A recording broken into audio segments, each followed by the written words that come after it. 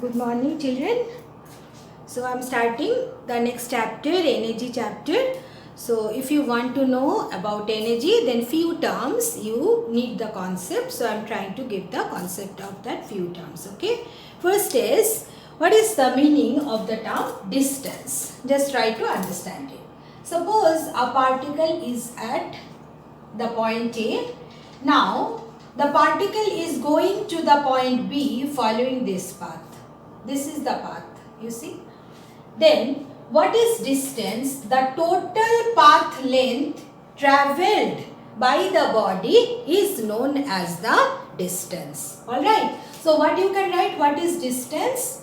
Total path length travelled by the body.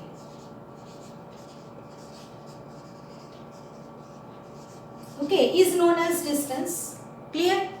But what is the meaning of the term displacement? And here you remember that distance has no direction. Distance is a scalar quantity. So if you consider distance, regarding distance, what is the next point you have to remember? That distance is a scalar quantity. It does not have any direction. Alright. Distance do not have any direction. Clear? Why it is a scalar quantity?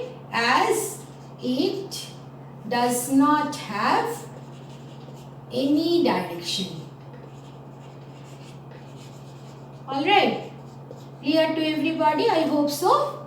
So this is the meaning of distance. Then the next term you should know, that is displacement. Alright. Now what is displacement? Displacement is the shortest distance or the minimum distance between the initial and final position of the body. Alright. So what is displacement? It is the shortest or the minimum distance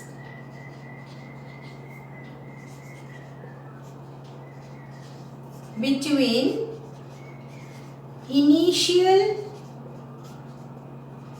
and final position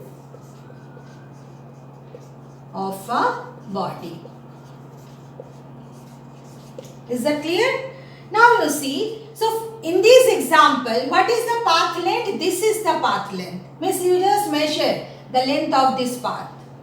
But what is displacement? Displacement is the shortest or minimum distance. Means what? If you join A and B by a straight line and if you put an arrow, then this straight line AB is the measure of displacement. Alright. Now, another point regarding displacement is, displacement is a vector quantity. Alright. Displacement is a vector quantity. Means what? It has direction also. So, what is the direction of displacement? Displacement is directed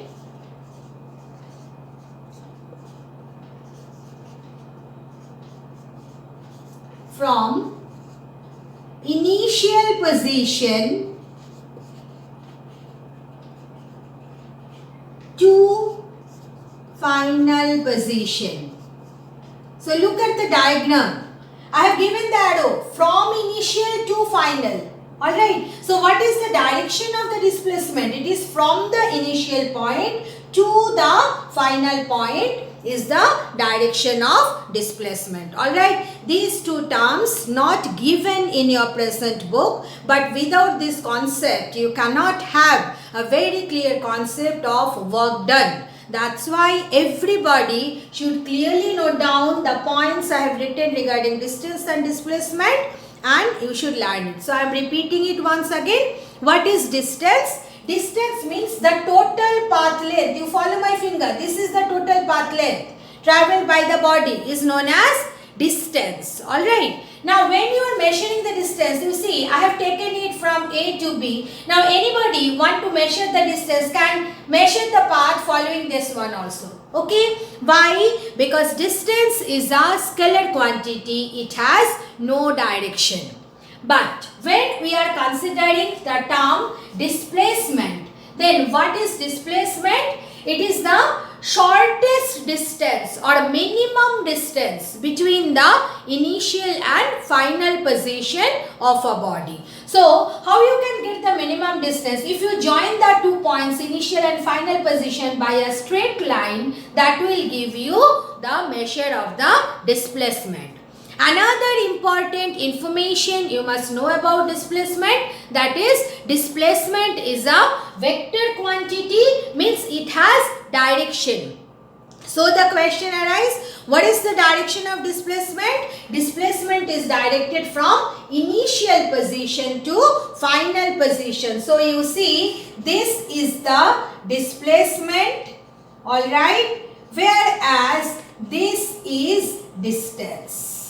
Clear to everyone? I hope so. So you see, when distance and displacement will be the same, when the body travel along straight line, then the distance and displacement, they become equal. Alright? But remember, displacement is always directed from initial position to final position. Now the concept of work done is coming.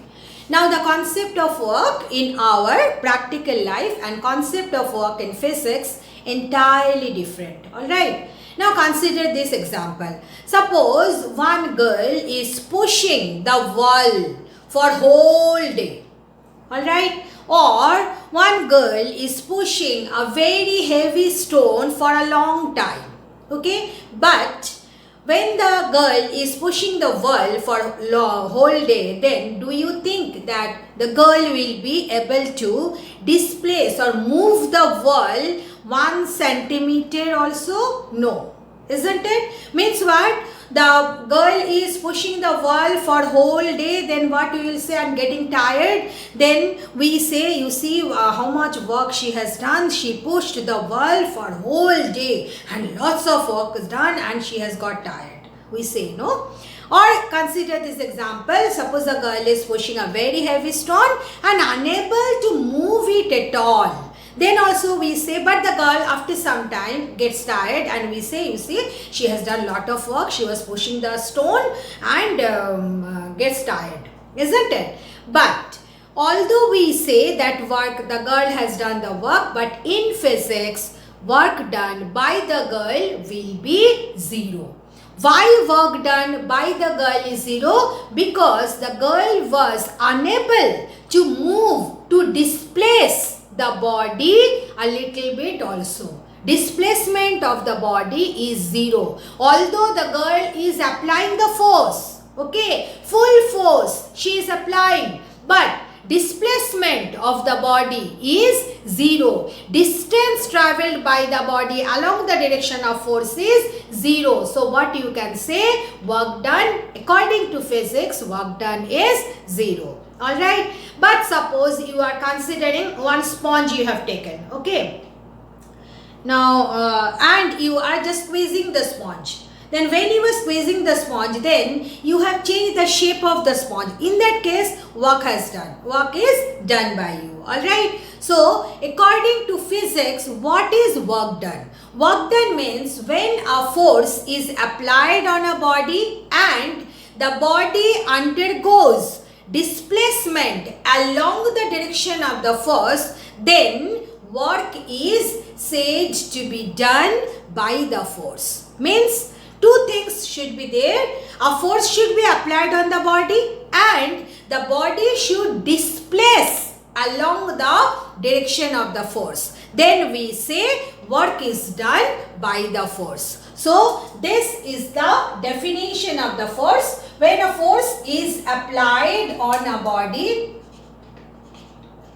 and the body undergoes displacement along the direction of the force, then work is said to be done by the force. Alright. And how we measure the work done? Work done is equal to force into displacement. Alright. Now in your book always they have written distance along the direction of the force. That is not at all a proper term. You must write it as force into displacement, because distance and displacement, these two are not at all same thing. When a body moves along a straight line, then only it is the same thing. So that's why I cannot say that you write force into distance along the direction of the force. Alright, you must write it as force into displacement. How we measure work done? Work done is equal to force into displacement. Alright. So what is the formula we use for work done? W is equal to F into S. F stands for force and S is the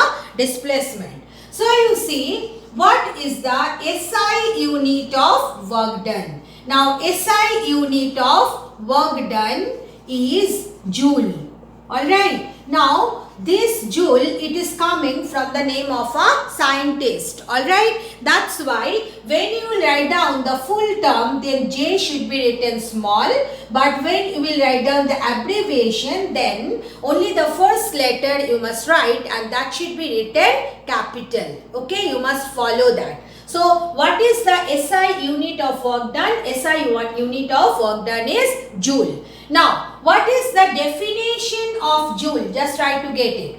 Definition of joule, we can get it from this relation. Okay. So, let us substitute it. W is 1 joule. Then, F, what is the SI unit of force? You have learnt it in the previous chapter. SI unit of force is Newton. So, you can write F is 1 Newton. Then, displacement is 1 meter. Displacement is distance travelled, shortest distance travelled. Alright. So, its unit should be the same as that of the distance. So, you can write what is the SI unit of displacement? 1 meter. So, one can write 1 joule is equal to 1 Newton into 1 meter. So, as you have got 1 joule is equal to 1 Newton into 1 meter. So, you see what will be the definition of 1 joule. Alright, how you can write? When 1 Newton force displaces, so I am writing it, when 1 Newton force displaces a body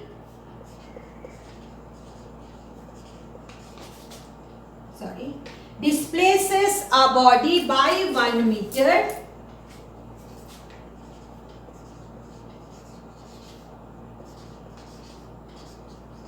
along the direction of the force, this is must, along the direction of the force, then work done by the force is 1 joule. Work done by the force is 1 joule. Alright, it is coming from this one. When 1 Newton force displaces a body by 1 meter, but this is important that it should be displaced along the direction of the force. Then work done by the force is known as 1 joule. Alright, so these are all important points regarding work done. You must note it down and learn it. Now I am coming to the term energy. Alright. So what is work done? I hope you have understood, everybody. Now what is energy? Energy means ability to do work is known as energy. Alright. So as energy is defined, ability to do work. So how one can measure energy of a body? One can measure the energy by measuring the work done by the body. Is that clear? Very simple. Now, as energy is measured by the work done, so what will be the SI unit of energy? SI unit of energy will be same as that of SI unit of work done, as that of work done. So, you can say what is the SI unit of energy? SI unit of energy is joule. So, these are the 3 points you must remember regarding energy. What is energy? Ability to do work is known as energy. How to measure energy? Energy is measured by the work done. What is the SI unit of energy? SI unit of energy is joule, and as I already said, that when you write all the full form, J should be small. When only J, then it should be written capital. Now if you consider energy, energy may have different forms. Alright, everybody knows it.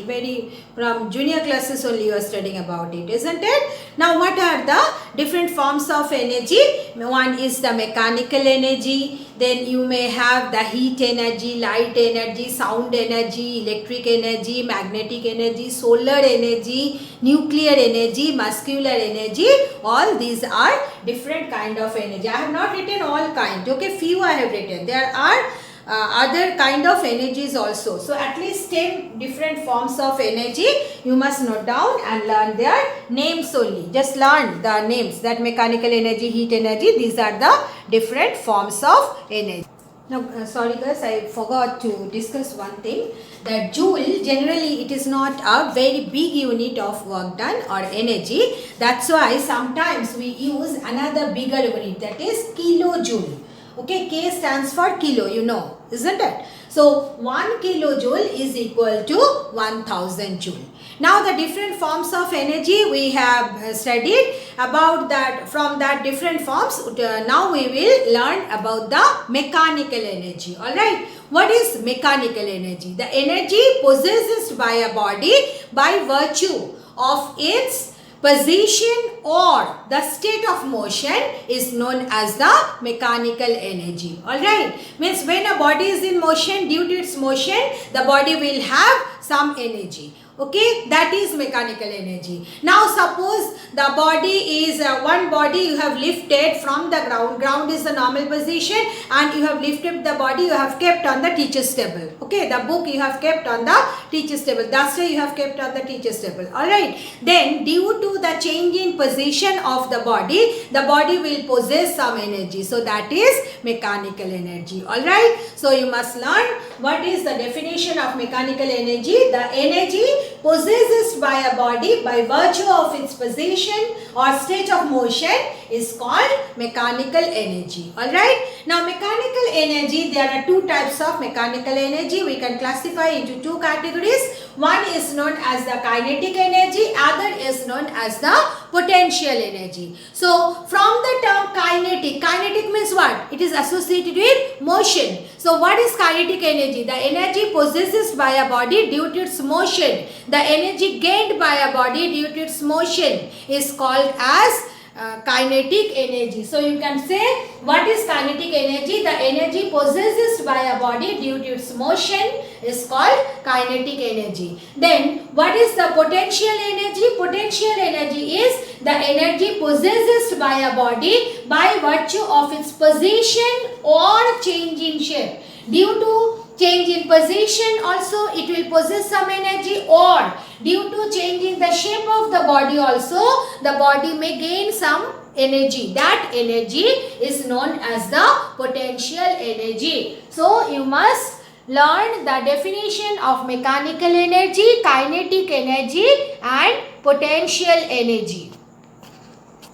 Now the kinetic energy of a body is given by this relation, that kinetic energy is equal to half into mass into velocity square. So you see, you can write down the formula for kinetic energy as kinetic energy is equal to half into mv square. M stands for mass and v is velocity. Now you see, in the definition of potential energy, I said it is the energy possessed by a body due to change in the position or by virtue of its position and change in shape. So you see here there are two conditions, isn't it? So that's why potential energy, again we are having two kinds of potential energy, gravitational potential energy and elastic potential energy. Alright, so what is gravitational potential energy? It is the energy gained by a body due to change in its position. Alright, is known as the gravitational potential energy, whereas the energy gained by a body due to change in its shape is known as the elastic potential energy. Now understand it, what is gravitational potential energy. Alright, Gravitational potential energy means when you are changing the normal position of a body. Just you consider, suppose you have kept one object here, this is ground, and you have kept one object here. Just like consider this example, duster is fallen on the, duster is lying on the floor. Alright. Now what you have done, you are taking the duster to the teacher's table. So you see, you are lifting the body through an height h. Alright, you are changing the position of the body. Then what will happen? The work done you are doing against the gravity to change the position, it will be stored as the gravitational potential energy within the body. Alright, so what is the formula for gravitational potential energy? Gravitational potential energy formula is mgh, where m is the mass of the body, alright, and g is the acceleration due to gravity, means acceleration due to gravity, and h is the height of the body, height to which, height of the body above the earth surface, height of the body above the earth surface. Alright, so this is the formula for gravitational potential energy. Gravitational potential energy is given by mass into acceleration due to gravity into h. The acceleration due to gravity, its value is 9.8 meter per second square. Sometimes we approximate it as 10 meter per second square. Alright, but we take generally the value of g as 9.8 meter per second square. Now what are the examples of gravitational potential energy? As I said, any body you have lifted from the earth's surface to some other height, it will possess some gravitational potential energy. So if you consider the fruits on the tree, alright, if you consider a girl sitting on a slide, alright, or at the topmost level of the slide, alright, water from a dam, water stored in a dam, that is also having the gravitational potential energy. Alright, so these are all the examples of gravitational potential energy. The next one is, what is elastic potential energy? So elastic potential energy, if you consider a stretched rubber band, alright, in a stretched rubber band, what happens when you are stretching it, you are changing the shape, changing its shape, isn't it? You are increasing the length. Then what will happen? A certain amount of potential energy will be stored within that. Generally, elastic potential energy of a stretched string. This is for a stretched string or spring, you can say. Elastic potential energy is given by this relation, half k into x square. K is known as the spring constant. K is known as spring constant, and x is the increase in length of the spring. Alright, suppose it may be a string or it may be a rubber band, it may be anything. Okay, then what is the expression for elastic potential energy? You can write it as half k x square. Suppose you have taken a rubber band, in that case you can write it will be the k will be a constant associated with the nature of the material, and x is the increase in length of spring. So this is the example of elastic potential energy. So if you consider bow and arrow, alright, how the arrow works. If you consider a bow, then how the bow, what is done? You know, the bow, this is stretched and then the arrow is set. Alright, and so you see, when you are stretching the bow, then what will happen? Bow will possess some elastic potential energy. Alright, so this elastic potential energy will help the arrow to move. Means what will happen? Elastic potential energy, it will be converted into the kinetic energy of the arrow. So when arrow is thrown by a stretched bow, then elastic potential energy of the bow, it is converted into the kinetic energy of arrow. So this is the concept of elastic potential energy. Now the examples of gravitational potential energy and elastic potential energy, whatever I have discussed, that I have just noted down point wise, and you too note it down. That examples of gravitational potential energy: water stored in a dam, then the axe lifted by a woodcutter, fruits on a tree, and then child sitting on the top of a slide. All of them, they possess gravitational potential energy. Then what are the examples of elastic potential energy? Compressed spring in toys. It may be a car, it may be a pistol, it may be any toy where a compressed spring is there. It works on a key. You have seen, no? You just rotate the key, and then when you leave the key, then what happens? The car starts moving. Alright, so in anywhere inside the toy a compressed spring is there, it will possess elastic potential energy. Then wound up string of a clock. Within the clock also is there are strings which are wound up, so that will also possess elastic potential energy. Then stretched rubber of a catapult possesses elastic potential energy, and stretched bow possesses elastic potential energy. Here all of them, their shape is changing, that's why they are possessing elastic potential energy, whereas in the first four example their positions are changing, so they are possessing gravitational potential energy.